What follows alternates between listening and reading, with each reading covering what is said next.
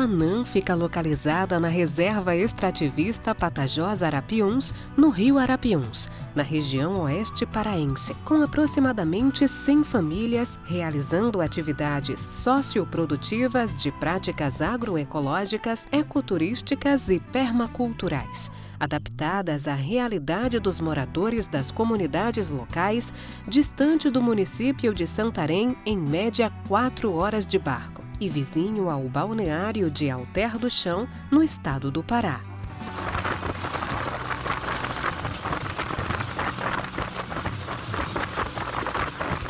A comunidade de Anã é uma comunidade que tem sido retratada, uma comunidade de referência dentro da Resex Tapajós Arapiuns, uma reserva extrativista, e essa comunidade, ela nos passou, como sendo uma comunidade aberta a poder se desenvolver uma pesquisa, ação participativa, como é o foco dessa pesquisa que nós estamos desenvolvendo, os desafios da bioeconomia ecológica circular, justamente nessa comunidade, porque a gente quer trabalhar com e não sobre as pessoas, E dentro dessa proposta, a Vila de Anã, ela traz já algumas cadeias socioprodutivas, e esse termo também está sendo adotado dentro dessa pesquisa, Eram cadeias onde os comunitários, tanto aqueles que a gente identificou como cadeias tradicionais,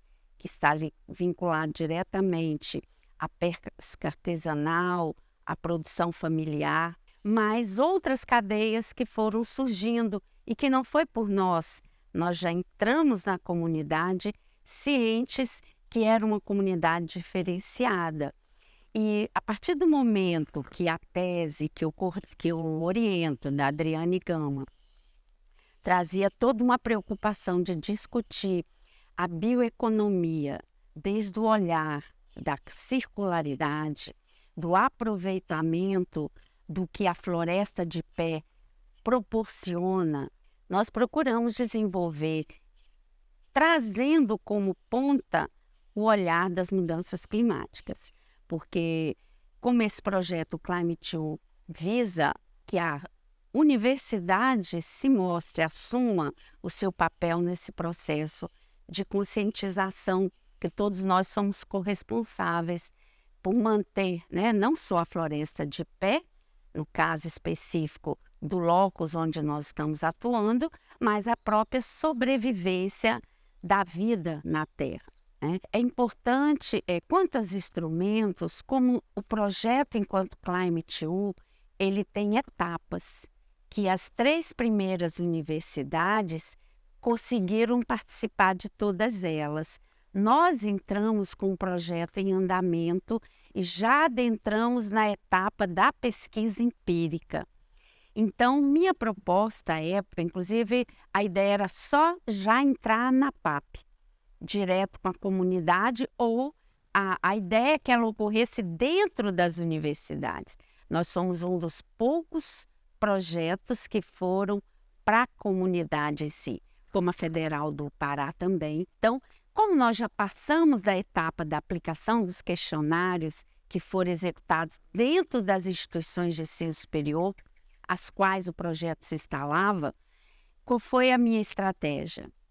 Adaptar esse questionário para ser aplicado na comunidade, tanto para dentro da escola, procurando trazer adaptações de alguma linguagem que não fosse realmente apropriada para aquele segmento, e incluindo nestes instrumentos a questão das mudanças climáticas no sentido de impacto com as cadeias socioprodutivas.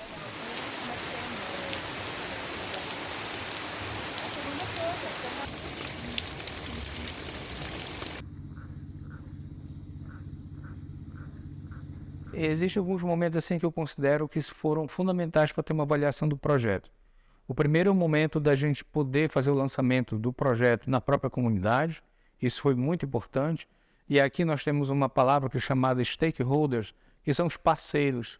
O ICMBio, o projeto Mulheres Sonhadoras da Comunidade Anã, a questão do Turiarte, a questão da UFOPA com a Pró-Reitoria de Pesquisa, a própria universidade com a questão da administração superior estando envolvida.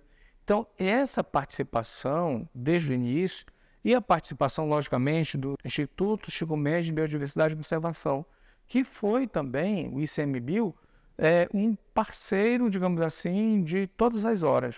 Depois, o momento que nós tivemos uma inserção na comunidade acompanhando os pesquisadores, em que houve a possibilidade de fazer visitas e também fazer a pesquisa, né, e verificar, logicamente, o desdobramento dessas pesquisas ali no campo, na vida das pessoas. E um terceiro momento da minha inserção na comunidade foi a culminância, que a gente diz, né? O momento que nós, digamos assim, a partir de tudo aquilo que foi pesquisado, junto com a participação dos moradores, dos pesquisadores, ter essa devolutiva. Mas essa pesquisa ela teve um diferencial, que além de você estar envolvido com a comunidade, a própria comunidade, as próprias pessoas, elas são os participantes da pesquisa e elas realmente conseguem ter esse papel. Foi um trabalho de pesquisa, que está sendo também um trabalho de pesquisa com muitos pontos positivos, com muitos avanços e com uma repercussão enorme, tanto para a comunidade local, quanto também para a própria universidade, porque a universidade ela teve um momento de também se reeducar com relação ao papel e à postura e à atitude do pesquisador. O instrumento gerador dos mapas afetivos, ele é um instrumento quanti-qualitativo. Ele pode ser utilizado no tocante a identificar a estima de lugar ou, na parte qualitativa, ele produz os mapas afetivos. Para o recorte desse estudo, utilizamos apenas a análise quantitativa, que é acessada através de uma escala Likert, com 41 afirmações, onde os participantes estarão ali identificando as afirmações que mais se aproximam aos sentimentos e às suas vivências e percepções em relação à comunidade. O IGMA ele foi aplicado entre os meses de agosto e outubro de 2022. A aplicação foi coletiva, em torno de 5 grupos, com média de 5 a 7 participantes. Nós realizamos a aplicação em 28 lideranças, todas elas pertencentes às cadeias produtivas, tanto inovadoras quanto tradicionais. E tivemos acesso às percepções, experiências e sentimentos das pessoas em relação ao seu território. Todas as 28 respostas, todas as 28 análises relacionadas aos participantes identificaram estimas potencializadoras de afeto, que significa que essas pessoas estão inclinadas a realizar proteção ambiental, estarem aí se organizando coletivamente para proteger esse ambiente e para traçar metas, que envolvam aí todos esses elementos que definem as questões climáticas. Então, a intenção de aplicação do IGMA, neste caso aqui, foi mais um recurso para que a gente pudesse confirmar o quanto que essas pessoas estão inclinadas, enquanto comunidade, a proteger esses elementos, a estarem traçando estratégias ambientais para a proteção do meio ambiente e, consequentemente, a proteção de sua comunidade, da sua história, em função de que os mapas afetivos, tanto os mapas quanto a escala de estima ao lugar, ela estará acessando esses sentimentos, percepções e entendimentos e o quanto que as pessoas estão organizadas para estarem protegendo esse ambiente e o quanto que elas estão vinculadas a esse ambiente.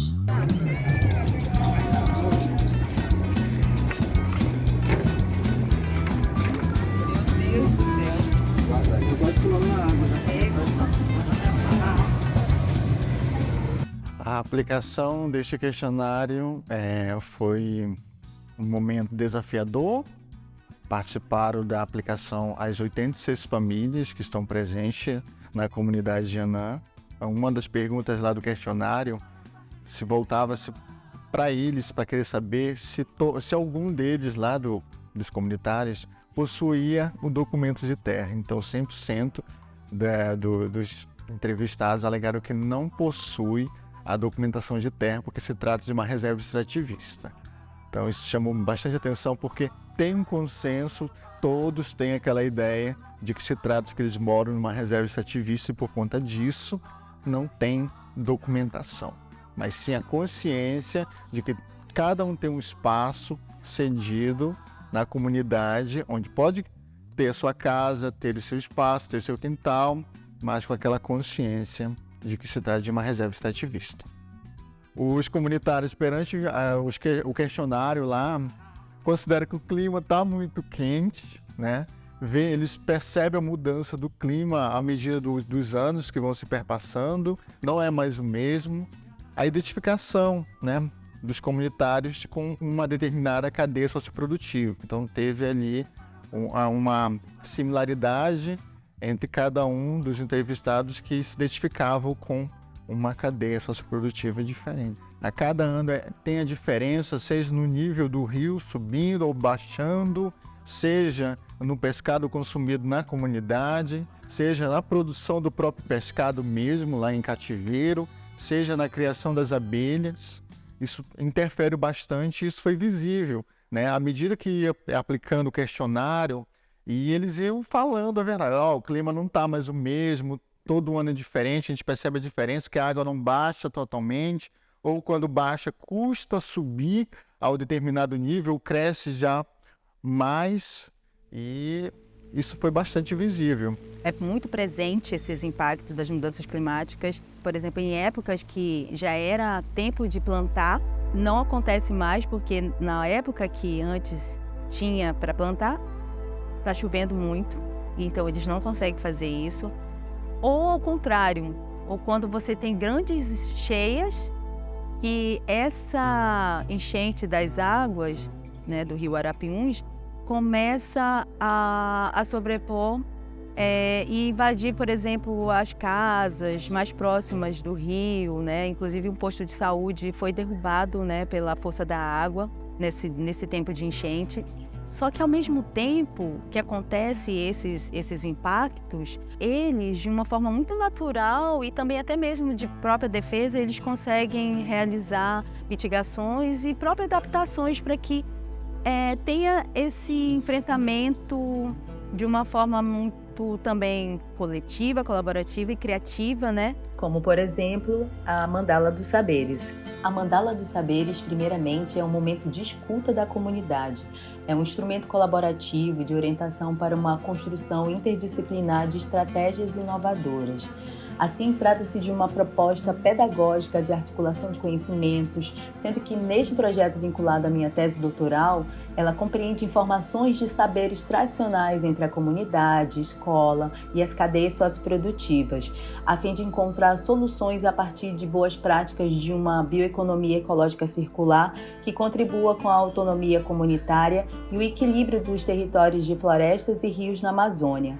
Então, essa metodologia, sob uma perspectiva de Paulo Freire, ela tem a finalidade de apresentar um mapeamento das relações existentes na comunidade, representada por 5 círculos dialógicos e norteadores que abordam sujeito, território, desafios e estratégias de ideias e práticas que primam por desenvolver uma economia significativa de cuidados sociais e com infraestruturas que mantenham a floresta em pé, corroborando ainda com a mitigação e adaptação frente aos impactos das mudanças climáticas.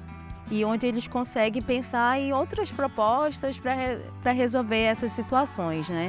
As atividades de cadeias socioprodutivas, ela tem uma importância muito significativa para áreas como unidades de conservação, como a Resex Tapajós Arapiuns, porque através dela é que se possa garantir algum sustento, uma geração de renda, uma renda familiar, né, para as comunidades. Apesar de que existe já um avanço de outros tipos de geração de renda, mas as cadeias socioprodutivas, elas ainda ganham um destaque muito relevante, né, pela maioria dos comunitários, porque você tem desde, por exemplo, cadeias socioprodutivas tradicionais, como a pesca artesanal e a agricultura familiar. Os comunitários começam a pensar em novas cadeias, que a gente chama, inclusive, de cadeias inovadoras, consideradas inovadoras, como turismo de base comunitária, a piscicultura, a meliponicultura, que é a criação de abelhas sem ferrão, também uma mais recente, que é o artesanato em madeira.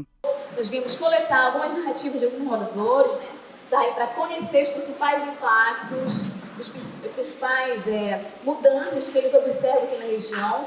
Bom, então, como parte aí da iniciação científica, nosso objetivo geral foi justamente saber essas alterações, conhecer os impactos ambientais das mudanças climáticas aqui na região através dessas narrativas dos moradores. Então, nós utilizamos um estudo qualitativo, utiliza a narrativa para a produção dos dados, posterior análise do conteúdo. Então, foram coletadas 6 narrativas, 2 idosos e 4 jovens, que fazem parte também do projeto Climate Change.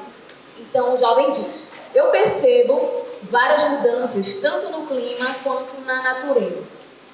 A água já desceu no tempo certo, mas subiu no tempo errado. O comportamento dos animais, a florada das árvores, a quantidade e o tamanho dos frutos.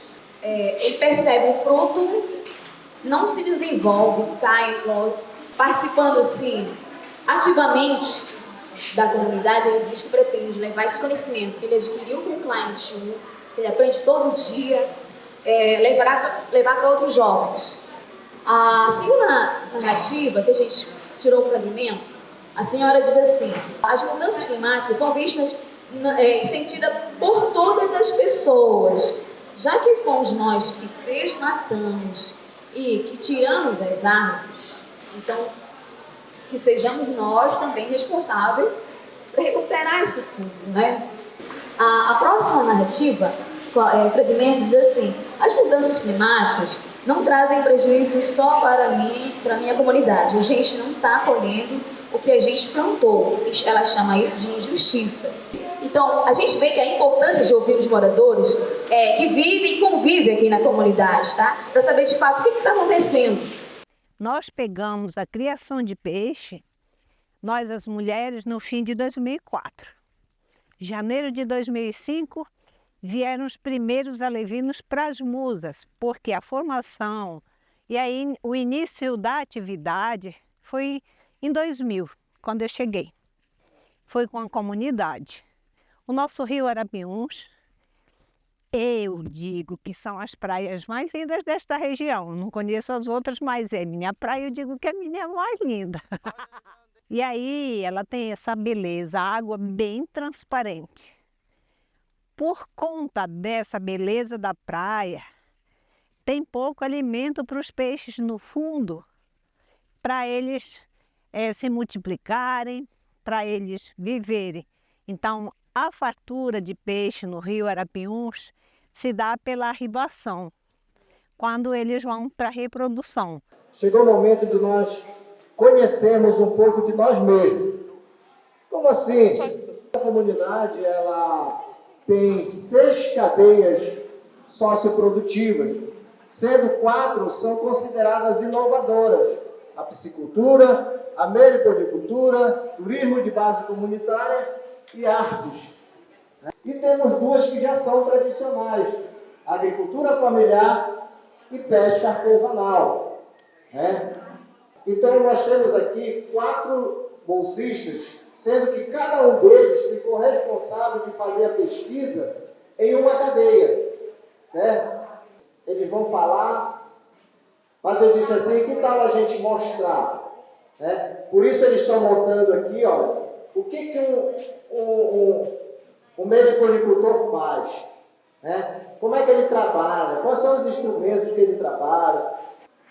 Nós fizemos pesquisas para nós mostrarmos, realmente provarmos cientificamente que ela é uma cadeia socioprodutiva ecológica, que é possível sim nós produzirmos tudo isso aqui sem derrubar uma árvore. Agora pegou, e essa caixa aqui? Nós temos umas grandes ideias, Todos eles vão apresentar ideias para que venha melhorar cada vez mais. E também eles vão apresentar ideias para que não fique somente no mel. E a meliponicultura, ela pode se expandir para várias outras atividades em uma só, que é a bioeconomia ecológica circular.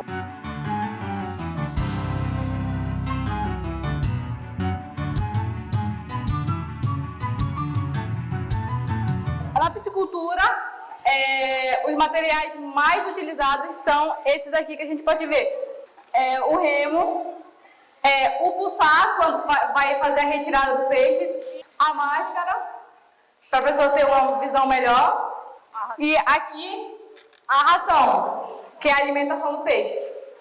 A piscicultura de Anã, ela começou em 1999, 2000, quando uma assistência técnica nacional de cacau doou para 17 comunidades ribeirinhas a ideia do projeto, que é a criação de peixes em tanque-rede. Das 17 comunidades, a Anã é a única que, até hoje, trabalha, maneja o tambaqui. Então, assim como o projeto Musa é complicado, a dona Dina sempre fala que as mulheres descomplicam tudo, né? Que começou com as mulheres e a piscicultura era vista por elas como uma fonte de renda, que ia gerar renda, ia gerar uma alimentação de qualidade. Começou com 1.000 alevinos, hoje 20, 30 mil naquele lago ali. Mas eu olho para trás e vejo o que a gente tem agora. Eles têm uma fábrica imensa. A gente foi em Mato Grosso buscar a máquina que vai fazer a ração, porque aquela ração que estava ali, ela é muito cara. As musas conseguiram a máquina, conseguiram a fábrica, só falta instalar para fazer, porque, então, vendo uma fábrica aqui, utilizando esses insumos, é claro que vai ser preciso comprar alguns, mas as piscicultoras daqui, as musas, elas já conseguiram fazer a ração. Aqui tem a macaxeira, que vai ser utilizada, a seringa, o milho e o feijão. O milho e o feijão, a seringa, a macaxeira, ela já faz parte, já vem dentro do projeto Climate-U. A gente estudou a cadeia da piscicultura e como a gente poderia, pelo projeto da UFOPA, do Climate-U, trazer um resultado para isso. Então a gente pensou num roçado planejado. A gente fazendo um roçado planejado com as pessoas plantando aquilo, a gente pode comprar dessas pessoas que plantam, ou a gente mesmo pode comprar. A piscicultura é isso, é alimento. O rio, o lago que era pobre de peixe, a piscicultura com a ração chamou mais peixes, é renda. A piscicultura, ela foca num progresso que tem uma relação com a natureza de sustentabilidade. E eu posso dizer que sem as musas daqui, se a gente conseguir montar todo esse projeto de roçado planejado, de viver de união com a natureza, a gente vai ser um exemplo de empresa, de fábrica, porque, enfim, isso contribui tanto para diminuir as mudanças climáticas, as crises climáticas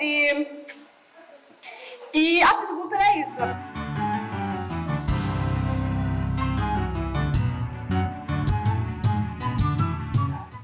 Eu vou fazer aqui uma apresentação sobre o turismo de base comunitária. Para quem não conhece, também é chamado de TBC, e principalmente conta com as comunidades e os comunitários para fazer acontecer. E o turismo de base comunitária, como eu falei, conta principalmente com os comunitários. Então aqui representando o guia comunitário, aqui ele está caracterizado de guia. Essas são as roupas que a gente usa aqui na comunidade, na hospedaria. E aqui atrás a gente tem todo o que a gente oferece como roteiro, que é a meliponicultura, a piscicultura, trilhas ecológicas, cardápio regional, rodas de conversa, passeio na comunidade e a piracaia. O turismo de base comunitária, ele iniciou em Anã no ano de 2005, idealizado por alguns comunitários que viram um grande potencial de atrativos turísticos aqui na comunidade. Então, teve algumas pessoas que viram que aqui na comunidade tinha um potencial de belas praias, de atrativos, que poderiam trazer pessoas e fazer a economia aqui do lugar girar. Então, desde então, essa cadeia vem evoluindo de forma rápida e apoiada diretamente pela cooperativa Turiarte e parceiros sociais. Então, a Turiarte é uma das principais cooperativas que traz aqui para nós, vende nossos produtos, nossos roteiros, e vem pessoas de outros lugares, Rio de Janeiro principalmente, São Paulo, mas vem também turista estrangeiro, como esse que a gente viu que passaram por aqui. Então, um dos objetivos da pesquisa foi estudar e interagir ativamente nas atividades realizadas nesta cadeia socioprodutiva, a fim de buscar entender melhor os processos colaborativos do turismo de base comunitária na comunidade de Anã.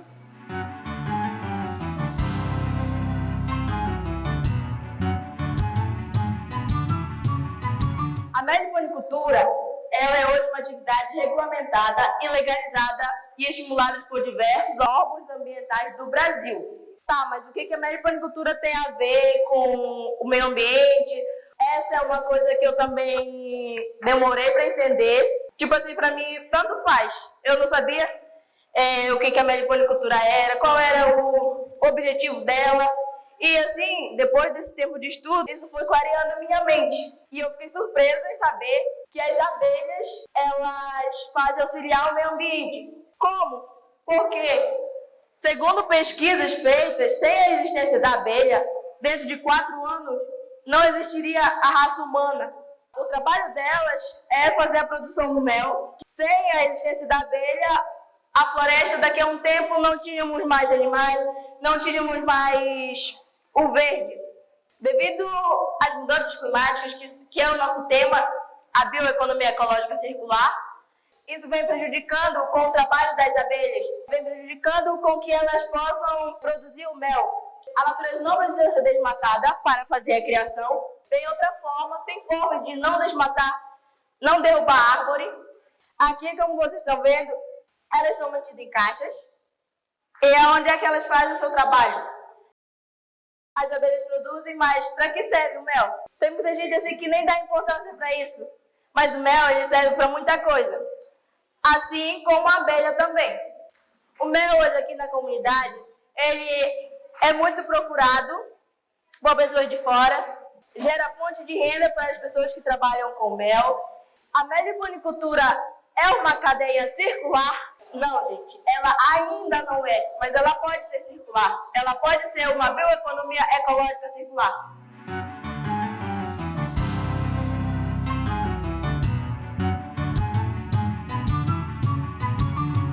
Quando eu fui chamada para participar do projeto Climate U, eu não estava identificando muito que a cadeia que eu estava trabalhando se encaixava em um conceito chamado bioeconomia ecológica circular.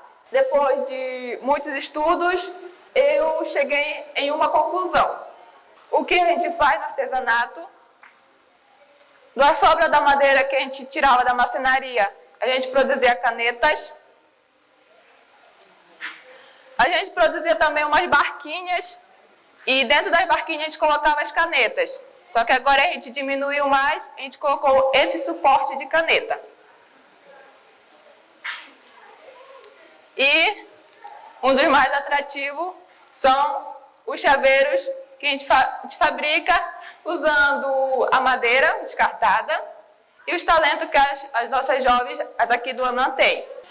E uma das coisas que o seu Danilo identificou junto comigo foi que nessa cadeia se encaixa as outras cadeias socioeconômicas, sendo que no chaveiro a gente desenha a abelhinha, representando a meliponicultura, o peixe representando a piscicultura, também a gente desenha em telas, paisagens de Anã, representando o turismo comunitário, e em um dos chaveiros também a gente desenha a mandioca, representando a agricultura familiar. Com o trabalho desenvolvido, a cadeia socioprodutiva do artesanato em madeira de Anã passa por diferentes fases. Primeiro, a gente não desmata a floresta para fazer esse trabalho, então a gente reaproveita as árvores caídas ou árvores roçadas tiradas do roçado. Com elas, o Danilo faz móveis.